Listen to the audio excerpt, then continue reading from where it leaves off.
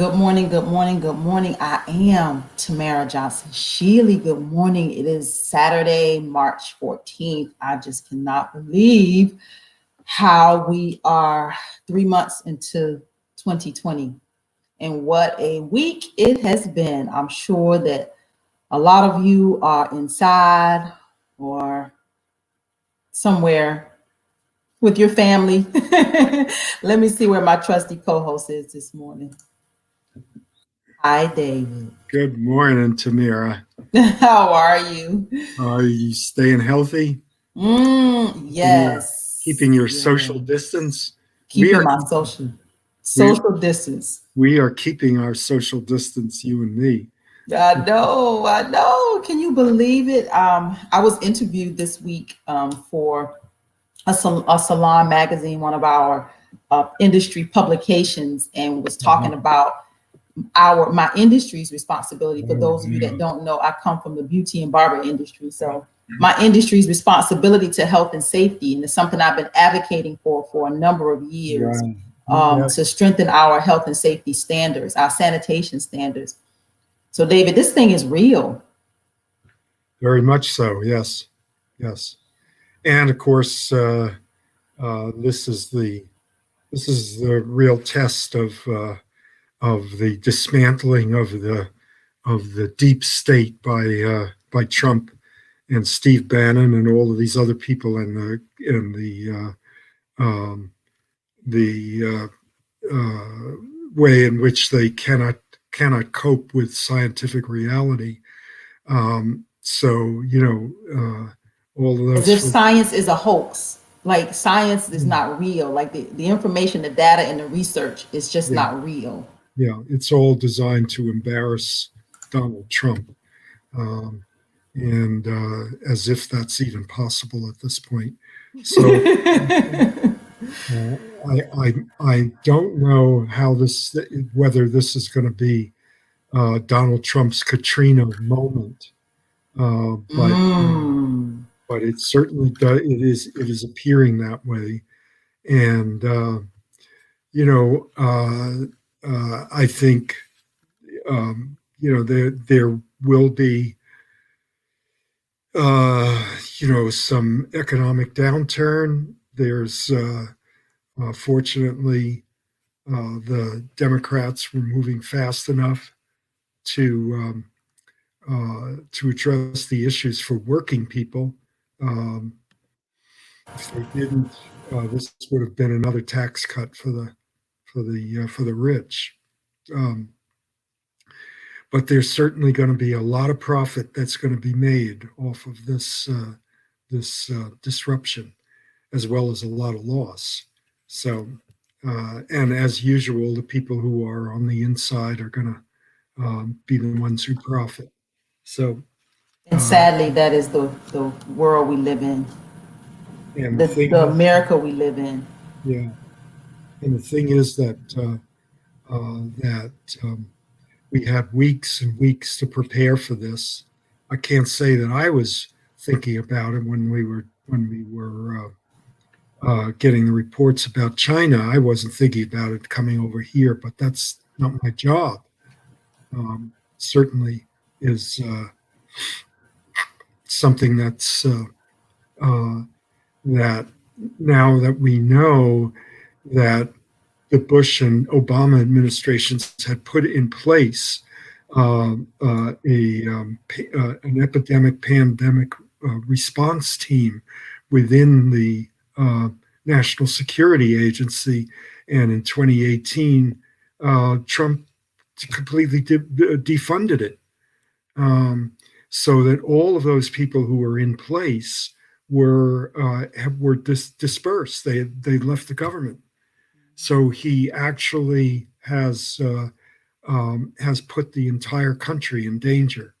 Uh, I all, was an intern, David, at the CDC. For those that don't know, I was an intern this past semester at the Mhm. CDC, and I could tell that there was issues even with funding there. Yeah, There was research that needed to be done, that they didn't have the capacity to fund. They didn't have funds to hire people and bring people in to mhm. do the work. So This was not, this has been in the making for a very long time. Yeah. Yeah. Well, there is so much corruption in this administration, which, the amount of pocket lining that everybody in the cabinet is doing, um, as well as the ideological right wing, um, um, you know, a blind spot in in doing anything yeah, I agree. I'm worrying about the poor families. I am too. These families that can't Yeah, afford to take off from work, these families whose children that come to school that they depend on these meals. I'm worried yeah, about those families too. Thank you for yeah. that, Waukesha. Yeah, and that's part of what's in the bill. But that the House, I guess the House passed it last night, and with all of the Republicans in the House waiting for the approval of Your Donald camera Trump. shake. Your camera shake, David. You tapping on the table. Oh, I'm sorry. Um, it's really extraordinary how much the Republicans have become a I don't know what you call it, a dictatorship of one. There's almost complete inability to think for themselves, to do anything that's outside of what Trump approves of. And so the we're living in a society now in which there these folks are it's almost as if there's um, a one party, a one person party, um, in the Republicans, and so we ought to talk about a number of other things besides the situation with the coronavirus, because the other big deal is that Biden has got a big lead over Sanders in terms of delegate votes. He got a tremendous boost in the primary campaigns from um, South Carolina to Super Tuesday, and this past Tuesday picked up more delegates.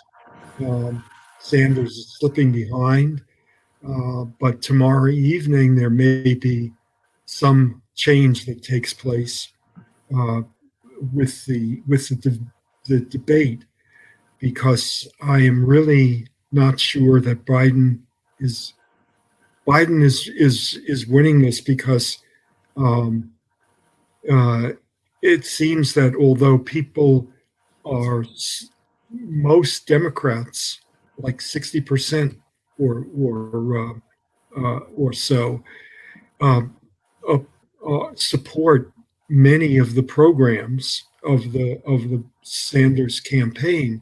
They don't think that Sanders is going to be the best person as the It's party. all about quote unquote electability. And I think that, the sad part about that word electability is, who can win. And I think there's so much emphasis right now on who can win, when I think we have to look beyond who can win and how we can win.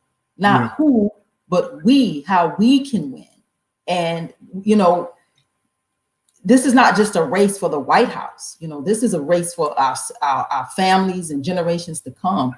So I think we need to start yeah, looking beyond who can beat Trump. Like that's so narrow-minded to me. That's so it's just in the moment. Who can beat Trump? well, We're bigger than that. Who can change the trajectory of this country? How can we change the way how can we make things better for generations to come? And that should be how we vote, not who can beat Trump. yeah. I'm thinking that we have to kind of reverse this engineering here. Um, the voting is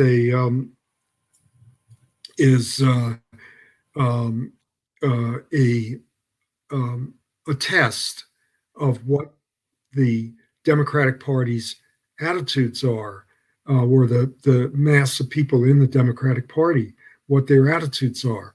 Their attitudes seem to be that that that they want somebody who they think of as trusted, reliable, calm, all of these other things that are the opposite of Trump. And um, Bernie's, a grumpy old man, and Biden is a nice old man, and I think that that's what's happening. Even though at the same time, people really want Medicare for all. They want, the college tuition. They want some relief on college debt. All of the things, and a radical addressing of climate change. There really are a lot of people who are probably the majority that are doing that. They just don't like Bernie as the vehicle because they feel like he has set himself up as a disruptive force, and they've had enough of disruption. And I think that when it comes to African Americans, so what does that mean? But I think what it means is that yeah, Jay, you're absolutely right. He is incoherent. Biden is really got some problems, and when he comes up against Trump in debates, if Trump is willing to debate him, which is debatable. Um,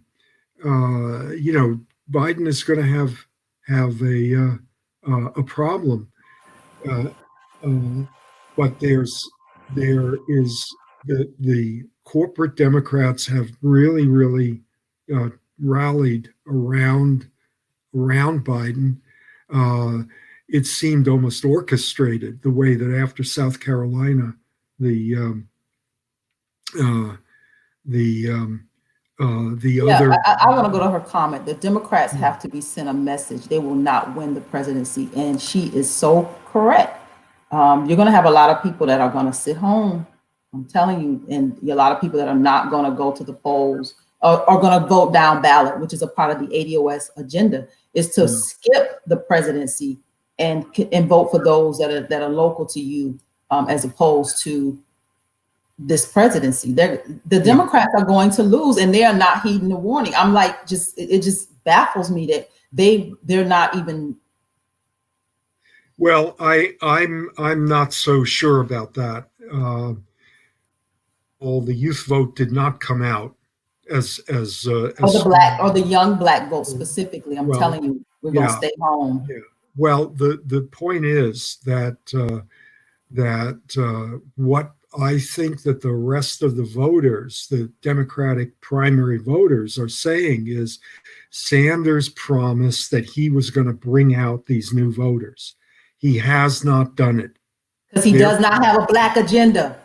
well, that's He exactly. has not done it because he does not have a black agenda. If he want to unite Yeah, this country, he's going to have to yeah, unite black and brown people, and he has to yeah. be intentional about doing it. Bernie, and Well, I'm so and, disappointed in you.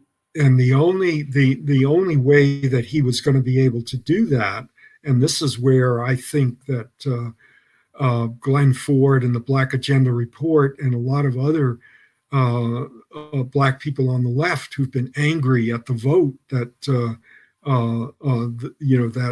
the black communities have done, to shift to Biden, is that for uh, for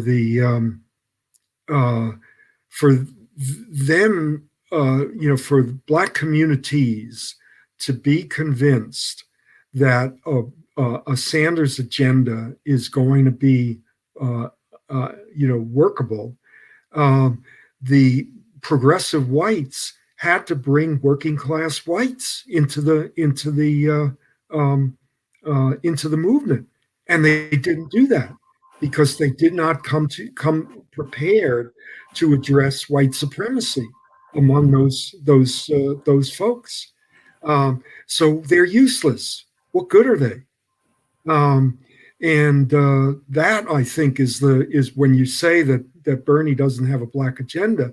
I don't necessarily I mean, I agree with that in the sense that Bernie does not put the um, uh, black agenda as the central issue for the for changing No, this. no, no, no, no, no. A rising tide does not lift all boats, and Bernie's Exactly. agenda is too.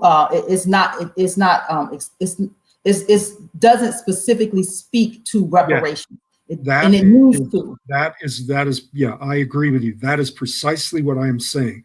That agenda is central, and if you are going to mobilize uh, a progressive movement in this country that's going to actually win, that has to be at the center. Um, Reparations, specific demands for the African American community, the ADOS community, that that the the movement, the people who are promoting it, have to be able to explain to European Americans as to why it's in their interests. And And Bernie didn't take the nobody time has, to build that kind of movement. huh? He did not take the time to build No, that kind of movement. he did not. And in fact, it was very interesting to be last Sunday to be at the Bernie Sanders event here in Atlanta, in which probably 150 people were there. They were very enthusiastic. Maybe 40 of them were African American. More than half of the staff, for the Sanders campaign in Georgia, including the chair of the party of the campaign, the Georgia State campaign committee, are African American, and yet they were not bringing out black people in significant numbers to the rally. So Because a who? lot of times these people that are inside of the party, inside of these campaigns, these are workers. They have a job to do, and Yeah, they're professionals. Yeah, yeah. they're professionals, and they're not. They seem to be less connected to the black community than How can you have policies for illegal immigrants who can't vote, but nothing specific to ADOS and our interests? Yeah, well, I don't agree with that. I mean, I think that it's really critically important to have policies, regarding immigrants. That's solidarity. No, That's no, no, no, no, no. That's not what she says. She says illegal immigrants who can't vote. And put yes. it I back mean, up. and How I'm can you have policies for illegal immigrants who can't vote, but nothing specific to ADOS and our interests? well. I'm saying once again that I don't agree with that kind of uh, uh, placing in apposition those two things. Um, but the centrality of the issues of the precariousness of the working class, Bernie thought he could replace ADOS voters with Latinx that voters. that I think is true, and the decision making in the Sanders campaign seems to have been that okay, we've lost the older black voters. We're not going to get them. He wouldn't go He and never talk. had the young black ones. He never had the young black ones, and he lost the older black ones. He was just losing all the way around. Yeah, yeah, absolutely. And I think that what it does suggest to me is that if you do not treat these issues of reparations and the specific demands of American descendants of slavery as central to a progressive campaign and a progressive platform and a progressive movement, you're going to fail, you know. there seems to be no way. That is the critical test of solidarity for working class people. Where's the solidarity for Yeah. ADOS? I, Where are these immigrants and other groups supporting I'm not reparations for disagreeing with ADOS? you about that. I'm not disagreeing with that sentiment and that argument. Um, that this is really the place where the the I mean, it's been proven by this campaign. You know, Sanders did everything. You know, he checked off all of the boxes, right? Um, there was something for everybody in it, and yet he still could not draw out It wasn't specific enough.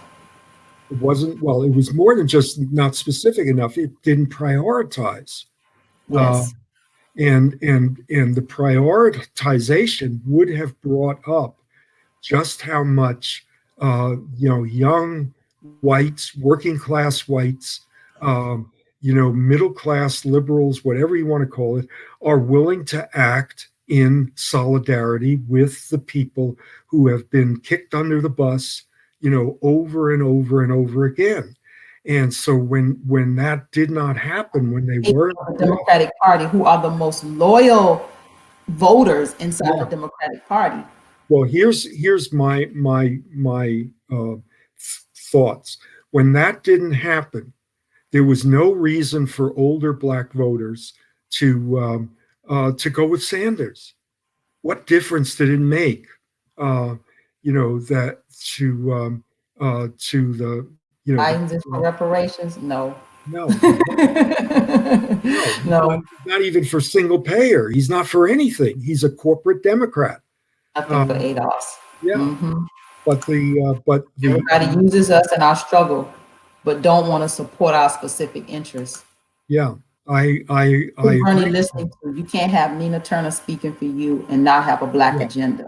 yeah, and symbolically, Trump for you reparations. Hell, he might be. We don't know what Trump will do.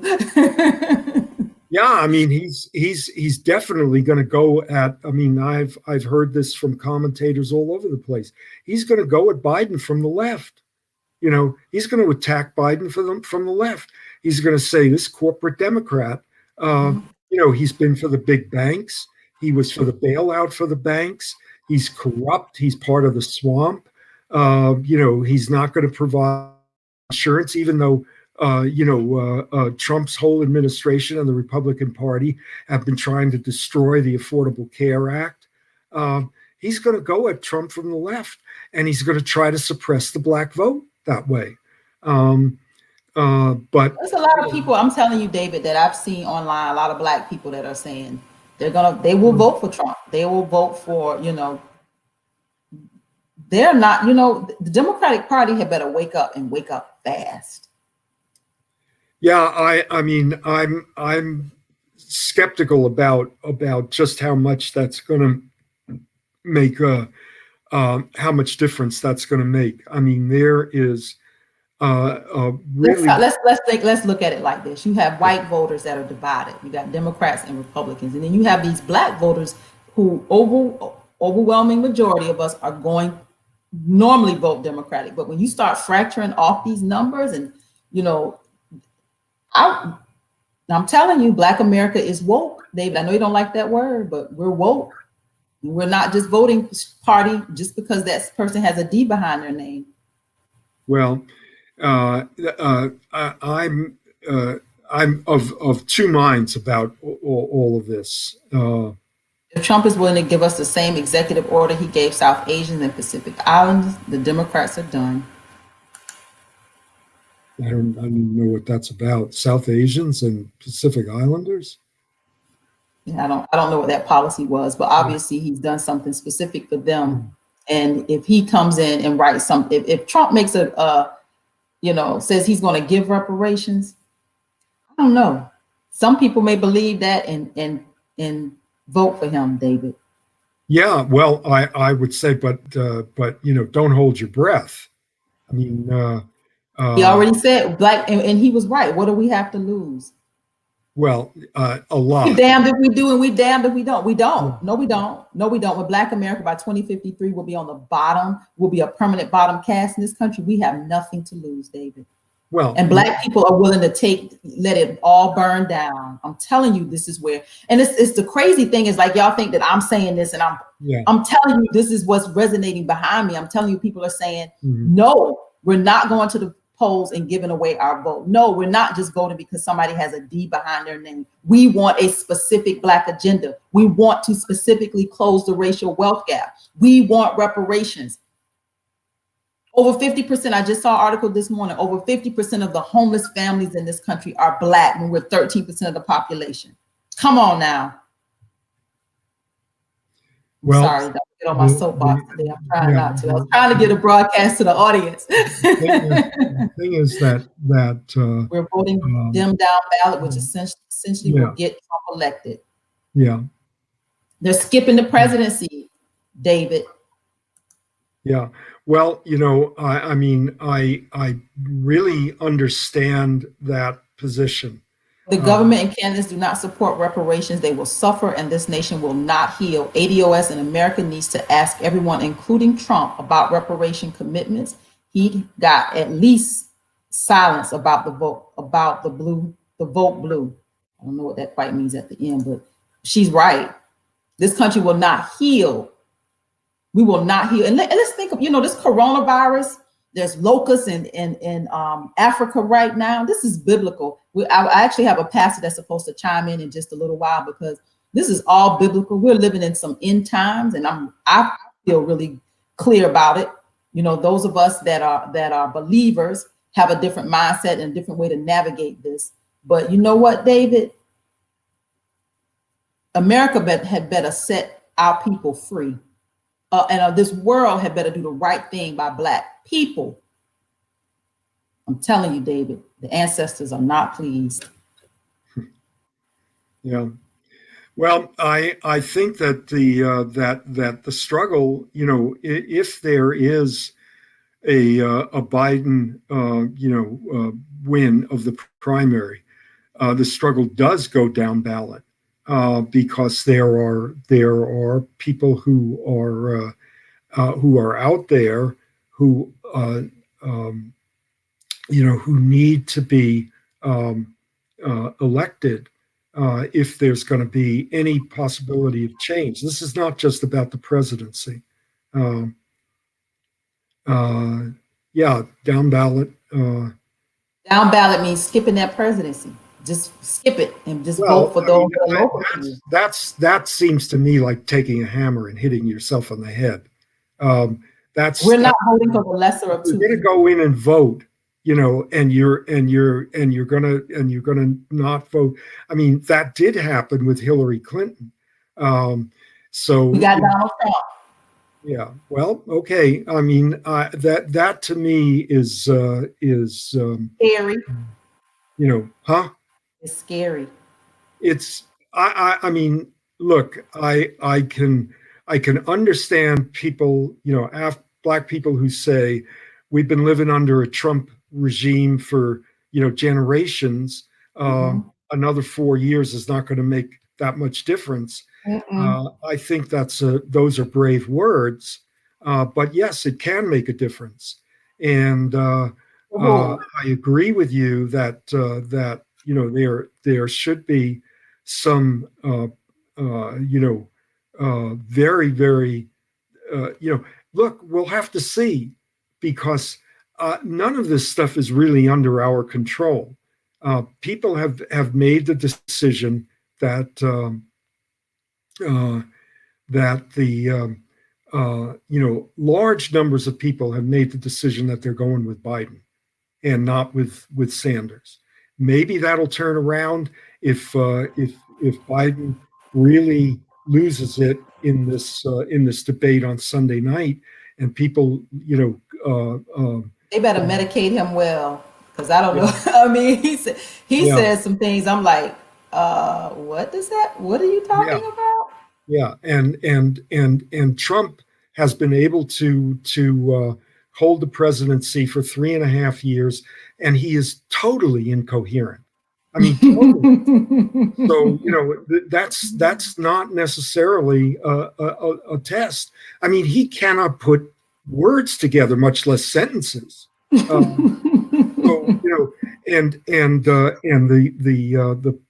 the press has, no, I don't agree that, Biden does not have dementia. We don't know whether he does or not.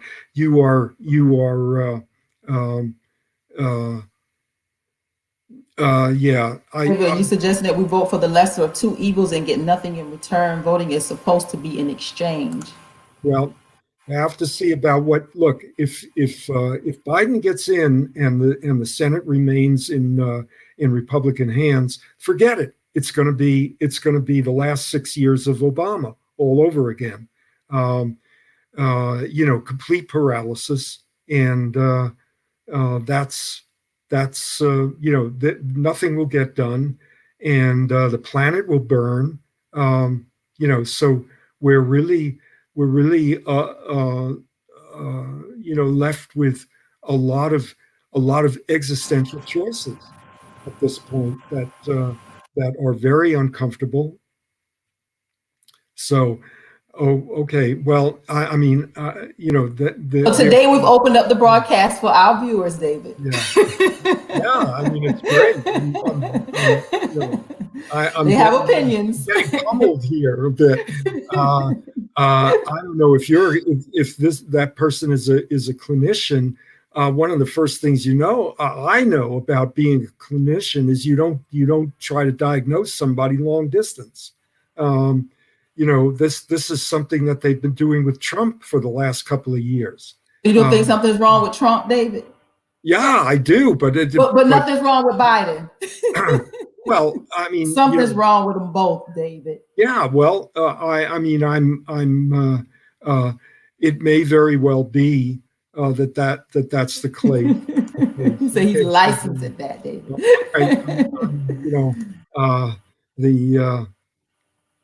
I get the let it burn principle, but there's a difference between Trump, Biden, and Bernie. Yeah.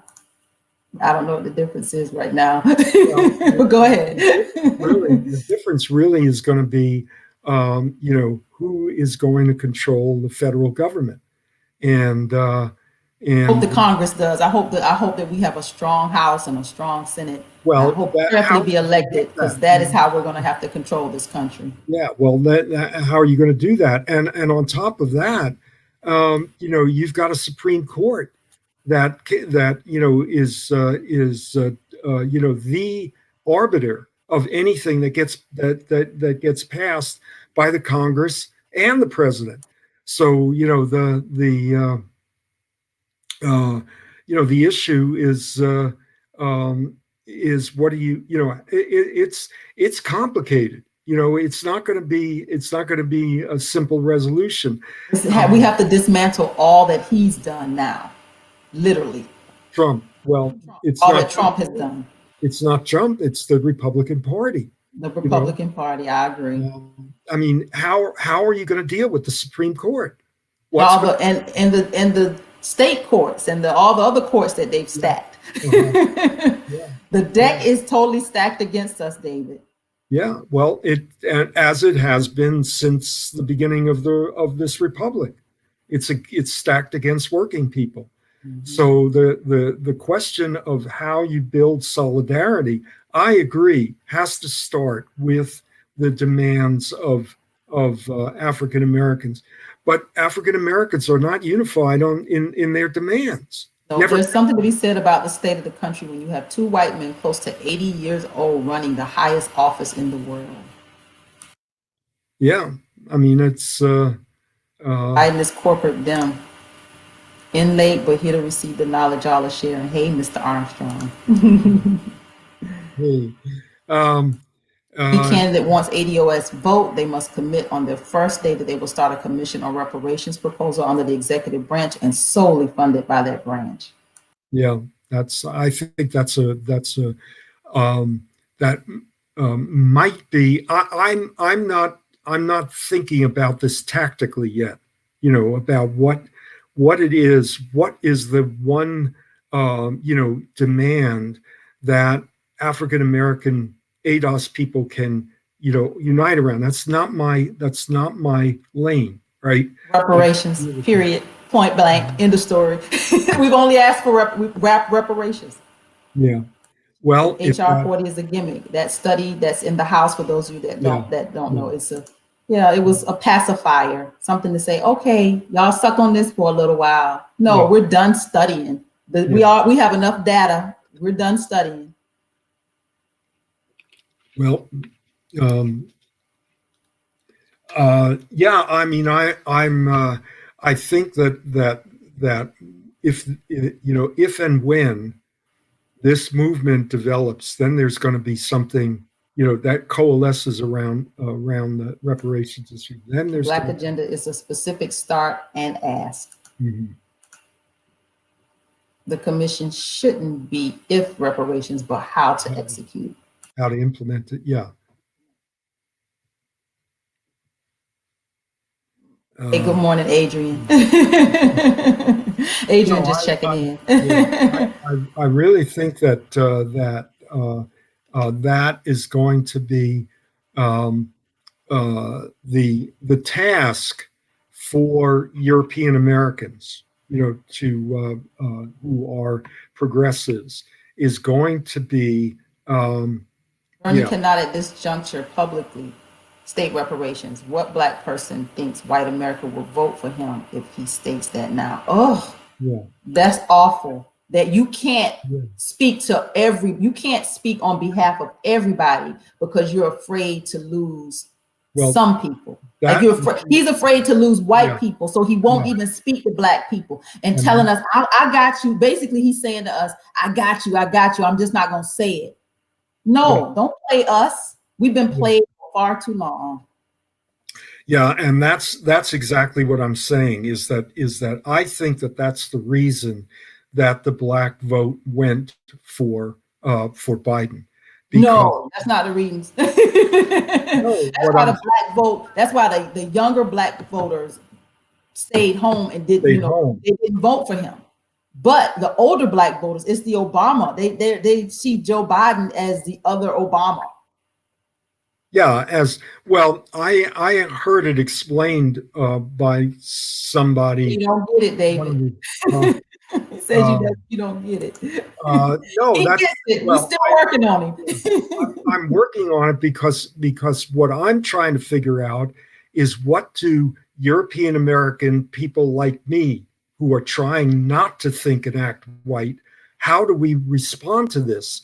And as one individual voice, that I'm wrestling with this. I'm wrestling with the issue of how do we bring the issue of reparations and of ADOS interests to European Americans, to challenge them to propose to them that they can't simply have unity, the way that it has been in the past. They have to Um, be really, white people are going to just have to be really uncomfortable, David. And there's no yeah, tiptoeing around it. There's nothing we could do to make this feel better. There's nothing we can do. White people are going to have to be really uncomfortable. yeah, I don't but know if you saw the this on TBN. Kirk Franklin he's a gospel artist. He was on TBN addressing white Christians because he feels like the church as a whole, but specifically the white, yeah, what's the word, evangelicals, yeah, just the white church in general has dropped, don't speak to black and brown issues, don't speak to the racism in the church is just as real as racism in the world, and it shouldn't be when everybody in there is we're all they're believers, so there should be love and unity and equality and equity. There should be all the things that the world can't offer inside of the church, but racism inside of the church is just as real as it is in the world. yeah. I think that that's a message, that's critically important, that I can't deliver because I'm not a Christian. I don't have any connection with that. But my feeling about this is that yes, white people have to be made uncomfortable. White people Period. have to be Not period, not period, because Where is a comma? if you make people uncomfortable, you have to also show them a way to move. Otherwise, they're going to say, well, I'm uncomfortable. I'm going to back away from this. I'm not going to deal with it because we have no control. We have no power. We have to, and I'm talking not just we, you and me, Tamara. I'm talking about European Americans who have been young European Americans who've been enthusiastic for Bernie Sanders, the Democratic Socialists of America, who have 55,000 members now and don't seem to have much contact. Okay, well, go back to the comma. Go back to the comma. If once you make white people uncomfortable with the truth, and you put this comma behind it, that is where the work is for white people. That's the work for other white people. Because black people, we don't know what to do with that. Well, I beg to differ because what do we do with that? Because I think that African Americans have profound insights into the white race. They have had to for ever since African Americans have been brought here. So we're the moral. So I've heard this before. We're the moral consciousness. No, I'm talking about helping somebody like me get right in our thinking about what's going on. You're already right. I don't know how to. We don't have to help you. No. I mean, look, there is something going on that I wanted to bring up today. We're getting late in the hour, but there is a profound I don't know what to call it exactly, crisis. It's not just economic. There's a moral and emotional and psychological crisis in this society, particularly among working class whites, who are better off than most people of color, and particularly ADOS folks, but have been victims, self-victimizing around deaths of despair is what it's called.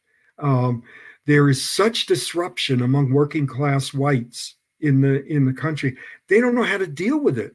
They don't know how to. We have spent our entire time here making white people comfortable. Yes, and what I'm saying is, keep doing it, David. Keep doing it. It hasn't worked. Those people who are the folks that are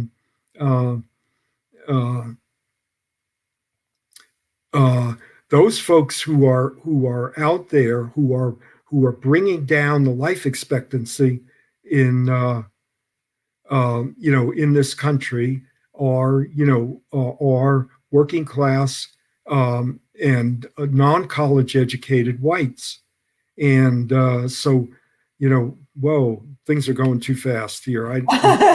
just stay on your topic, David. I just want to make sure everybody's comment is being. Yeah, I'm just trying to get across that the amount of emotional, psychic, pain that's out there, most of it is really coming from people who see themselves as losing their material, their white privilege, their white advantage, has turned itself inward to really, really self-destructive behavior. And so this is where white people have to address that. We don't. That is exactly what. That is the work of white people. Yeah, that is exactly what I'm saying.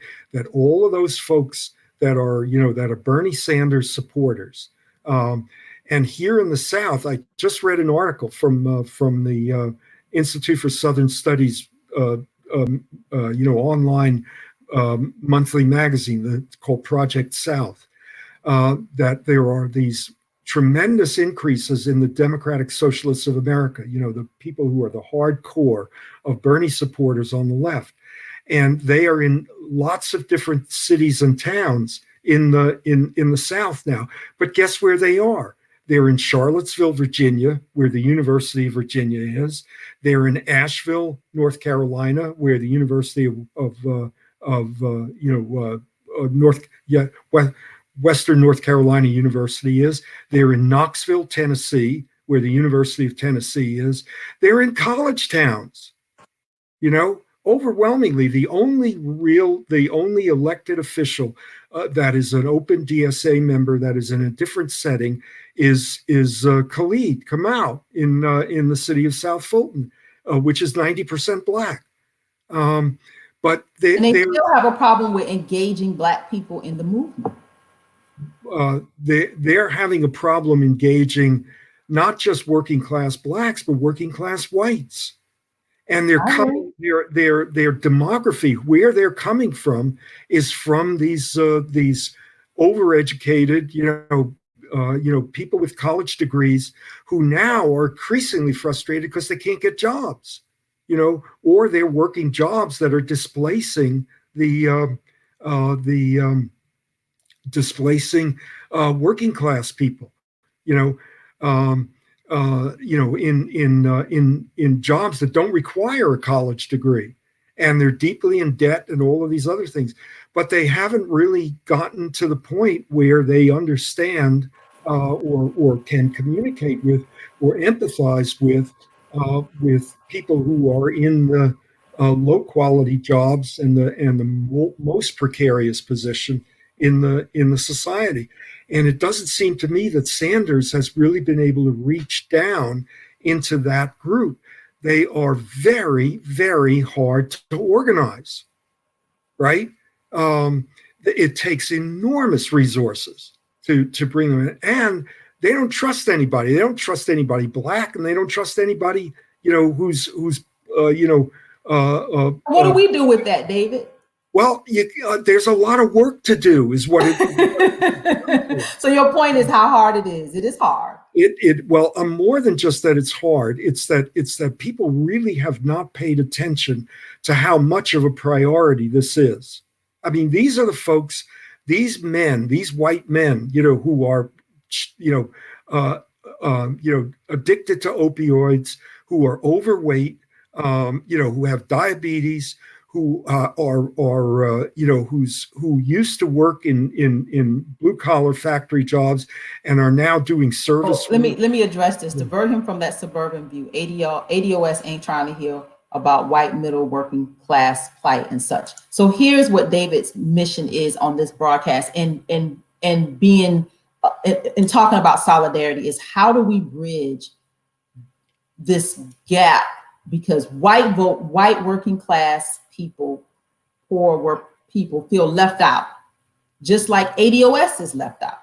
So David and I have been, our mission is to try to figure out how to build solidarity so that those that are on the bottom will rise to the top. But ADOS and these working white people, middle class white people, have to figure out how to have solidarity. Did I explain that as best I could, David? I was trying to put it in some words that were simple to understand why this conversation and why you and I work together so well, because these are we're the people on the bottom. You speak to that voice for, Appalachia. Like you're speaking to that. I'm speaking to the ADOS community, but we're all on the bottom. Yeah, and I mean that's why I keep on hesitating and struggling with stuff, is that you were saying. It's not because I disagree. It's because I am trying to figure out how to bring this stuff to the people who would be the most solid, comrades in arms to working class African Americans. And ironically, that group is the European American workers, who seem to be the most racist, and antagonistic to black folks. The irony, this is what Du Bois said, 75 years ago in Black Reconstruction. He said the most incredible thing that the ruling elite, the plantation aristocracy, the slaveholders, were able to do is to set these people apart and against one another in a way when they have the strongest common interests with each Mhm. other. And Who how and your who biggest challenge, has- David, has been how to get white people to stop thinking and acting white yeah. and work in solidarity with It's those yeah, of us yeah, so we can be the power. yeah, Because we are the power when we come yeah, together. yeah, and the level, So here's a suggestion, David. yeah. Tell your white friends to attend the next ADOS conference. Hey, I'm the thing is that look at the Tamara when we went up to Canton, Georgia. Look at the Mhm. reception that we got. Not Mhm. white, but really receptive. A Mhm. whole bunch of white folks in there were saying, yeah, there's a point to that. Um, it's not like these folks are stupid. You know, they may be emotionally uh, uh, well, and in other ways really really distraught. They're trying to um, hold on to their whiteness, David, and that's exactly, the yes, problem. And yes, that is the that, barrier. That is the yeah, thing that you have been yeah, fighting against. Like, yeah, let go of this yeah, whiteness, this yeah, identity that yeah, that is not even real. Let go yeah, of that so that you can work in solidarity with yeah. Black people, and we can change the power structure of this country. Yeah, you've got to, as one comrade of mine said many, many years ago, you've got to resign from the white race and join the human race. There is nothing about there's no white culture there. Um, it's really all about oppressing other people. So what you become is this lackey, this deputy to the ruling class, and you think you got something because you can lord it over people who are even more powerless than you are. Fake power. Now that's fake power, like That's fake news. fake That's fake power. power. That's power over, and it's not even your power over. It's that you were given a little badge, and told that you Like can Barney now go Fife. do what. Like a little Barney Fife from the. Yeah, you're given a little badge and you're told go out, and that's supposed to make you feel good. You see, Mhm. Jim Crow, that scrawny bird, is not going to feed your kids. Resign So from the white race and join the human race. Dr. David. Look, David, they got you a quote now. yeah, well, that's not me. That's Charles Johnson, and he's gone now, but he was a profound thinker from New York, African American guy who was very good friends with Ted Allen, my mentor, and I knew him well. And Charles said that you've got to either commit suicide as a white or and join the human race or resign somehow. He said commit suicide. I'm being a little less dramatic than that, but about this is almost like being born again, Yeah, right? they got to be, and maybe that is where, like with that conversation where Kirk Franklin addressing these Yes, white yes, Christians, this is where they will have to be reached. and Maybe yeah, it and has to that be the church resonates that with them. speaks to the soul Yeah, of who they are, of who yeah, we are as a human race, right. versus the whiteness that the Yeah. world speaks to. Yeah, and that I think that language of being born again resonates with them. I mean, heck, that's Mhm. what they've been talking about for years. It's just that they think that you come to Jesus as an individual rather than as a community, rather than as a part of a larger society. They always think the white Christianity is not the same religion as Black Christianity, um, and the response is the response that African Americans have had to 300 years of plus of brutalization has been grace, real grace, um, uh, a real sense uh, of of loving, of loving kindness. I mean, that's what and at the same time, fierce anger. You know, to me, I see Malcolm X and Martin Luther King as kind of like, these twins. There's a new book out I've seen that's about Martin and Malcolm, who talked to one another. And really understood how their forces that they were marshaling really interacted with each other. But there is a need for a fierce, a response to white supremacy at the same time as it is, I don't know, surrounded by love. You know, and if white progressives could get that message, you know, And that I've been in those Bernie spaces, David, and I've tried to have those yeah, just in on social media, tried to have the yeah, conversation about race and being progressive, and they fight you over. yeah. They're stuck in their whiteness. These white Yeah, they're stuck white there, David. progressives are really there. They may be more stuck in some ways than these addled, opium addicted, working class whites who use the N word and have Confederate flags and carry walk around with guns. Well, the men, at least. Well, a lot of women do too.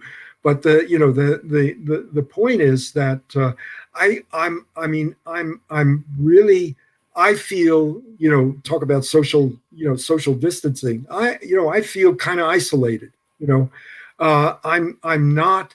Uh, uh, I do not want to be part of the black community in the sense that David, you can come to the cookout. in the sense, what I mean by that is that in the sense that I see my mission elsewhere. You know, it would be very nice and comfortable for me to sit in a, in a an African American defined, an ADOS defined, community, right? Yeah, And I would get my ass kicked every once in a while, but I would learn something from it. But I wouldn't be doing much good, and I'm yeah. trying to get that across to. Yeah, your job is to go Yeah, into these white spaces and yeah, have these kind of yeah, conversations with white people. yeah, Because if not, I mean, I think that what I don't like is when people do what you just said. They come into the black community and they just kind of come over here and say I have black friends and yeah, I yeah. can go to the cookout and they That's accept the me. But that's that's the that's easy work. That that's to the me is easy certificate work. of innocence work. Yes, that's That's when, easy. oh, I've got my certificate of innocence now. Yeah. Yeah, But well, go over where into you go go? into those white spaces, go to Yeah, those white take the churches, go risk. go talk to white people. Yeah, take the risk. I mean, I'm saying that, I'm preaching it, but I'm not living it. I have to confess, that I don't. Well, you are, David. The fact that you're here on this broadcast and you're Yeah, having this space, we have a lot of people that follow and a lot of people that are watching now that I'm running for this higher yeah, office. Um, they're paying attention, David, and you are speaking truth to power. So I don't want you to say that you're not, because you are doing the work. You don't think well, you are, but you are. These broadcasts go very far. We have a pretty wide listening audience, watching well, audience. I would just want to reiterate that one thing about if white progressives are going to do anything, they need to have that same Malcolm Martin attitude. They have to see that black people are showing them a way to be in the world. You know, a way to be in the world, which is to have this fierceness in opposition to white supremacy, and at the same time this tremendous generosity and love and humility toward um, uh, these European American folks who are really at the next to the bottom. They are the next to the bottom, and everybody treats them with contempt. You know, um, and that's really, I think that's one of the things that so it really has to start with these white progressives. they've got to do the work to change themselves. To take the Mhm. risks to go out, and if they get tired, if they get frightened, uh, you know, We're turn. here to help you. Look, we're black people are gonna be right here to help you along. Yeah, I mean, if somebody, if I mean, that's one of the things that I love about you and our relationship is if I get stuck, you tell me, I can turn to you and say, help me, Tamara. And sometimes you kick my ass, No, I know, yeah, David. you do. But you say, look, this is what I've been dealing with, and get over yourself. There's a lot of that I think that needs to go on, and then go out and do the work. So it's and I, anybody who wants to join me in this, any European American person who wants to join me in this, I'm ready. I'm ready. Yeah, he's been ready for a long time. They've been 40 doing this years. work for 40 years. So we're at the 45 top of years. the hour. Yeah. You can find David at Yeah. Acknowledge the Divide. Send a message. If you're a white progressive and you're struggling through this, let's work with David. Like David is here. David is always available for conversations. He's always available to help and talk. Please reach out. Acknowledge the Divide. He will get the message. I will be sure that he gets the message. He will follow up. If you are white and you are progressive, or you're just white and you're just stuck somewhere in your whiteness and you don't want to be stuck in it and you want to figure out how to build solidarity and how we do this work together, please talk to David. Please talk to David. I am Tamara Johnson Shealey, your candidate for the United States Senate right here in Georgia. Volunteer, donate, be a part of this movement. This is about building solidarity. This is about changing the state and fate of our whole nation. Of course, this is about Georgia, but of course, this too is about the entire nation. You can find us right here every Saturday, 11 a.m. right here. Me and David. We will have some exciting guests coming up in the very near future. Y'all stay safe with this coronavirus. Love you all and see you next week, David. Power to the people.